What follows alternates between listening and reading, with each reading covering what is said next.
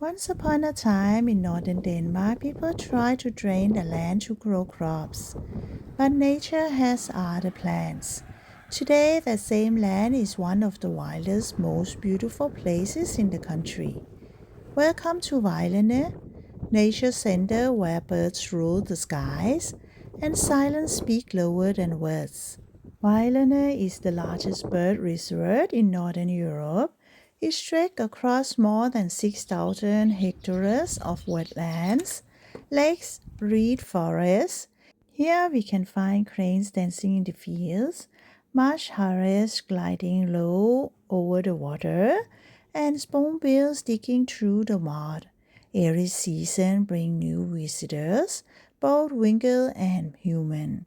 The nature center itself is a peaceful place. To start with the interactive maps, exhibitions, and quiet binocular zones, it gently invites you into the landscape. You can walk or bike to hidden bird towers, take in the views, and just breathe. It's not just about birds, it's about reconnecting with silence, with sky, with the root of the wild.